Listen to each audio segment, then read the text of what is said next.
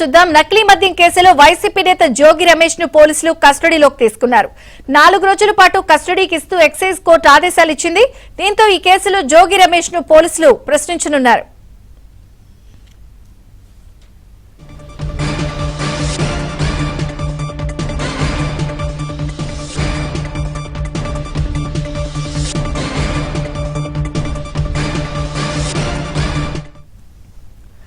నకిలీ మద్యం కేసులో వైసీపీ నేత జోగి రమేష్ ను పోలీసులు కస్టడీలోకి తీసుకున్నారు. 4 రోజుల పాటు కస్టడీకి ఇస్తూ ఎక్సైజ్ కోర్టు ఆదేశాలు ఇచ్చింది. దీంతో ఈ కేసులో జోగి రమేష్ ను పోలీసులు ప్రశ్నించబోతున్నారు.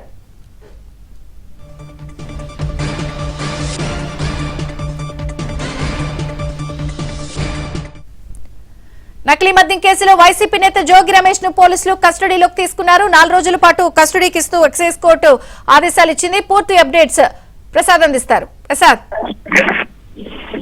విజయ్ చంద్ర నకిలీ మద్యం కేసులో అరెస్ట్ అయి నెల్లూరు జిల్లా జైల్లో రిమాండ్ ఖైదీగా ఉన్న మాజీ మంత్రి వైసీపీ నేత జోగి రమేష్ తో పాటు అతని సోదరుడు జోగి రామును కస్టడీకి ఇస్తూ ప్రత్యేకం ఎక్సైజ్ కోర్టు ఉత్తర్వులు జారీ చేసింది.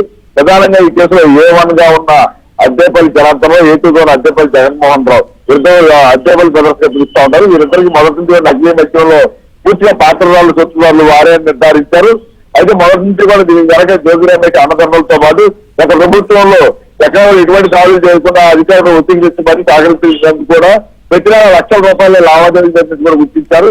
వీటికి సంబంధించి ఇప్పటికే అద్దెపల్లి బ్రదర్స్ 2 పర్యాయాలు అయిపోయి కస్టడీలోకి తీసుకుని కూడా విచారించారు. అందులో ఈ సందర్భంలో కూడా జోగి రమేష్ పాత్ర, జోగి రమేష్ ఎటువంటి లావాదేవీలు జరిగినాయి, ఏ విధంగా సహకరించారనే అంశాలపై ఆయన నుంచి వాంగ్మూలం కూడా రికార్డు చేసి కోర్టు సమర్పించారు. ఈ పరిణామాల నేపథ్యంలో 10 రోజుల పాటు ఆయన కస్టడీ కోర్టు పిటిషన్ దాఖలు చేయగా విచారించిన న్యాయస్థానం 4 రోజుల పాటు రేపు నుంచి 4 రోజుల పాటు ఇద్దరిని కూడా విచారించాలని అనుమతించింది.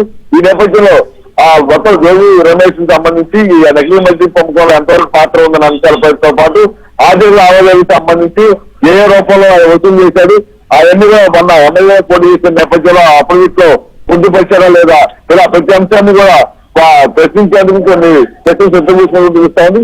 ఈ 4 రోజుల విచారణ తర్వాత వాళ్ళు చెప్పే సమాధానం బట్టి మరోసారి కష్టపోవడం మరి కొంతమంది అరెస్ట్ చేసే అవకాశం ఉందన్న అంశాలతో కూడా ప్రస్తుతం అధికారులు ఆరాధిస్తున్నారు. Vijay Chandrika. Okay Prasad, thank you.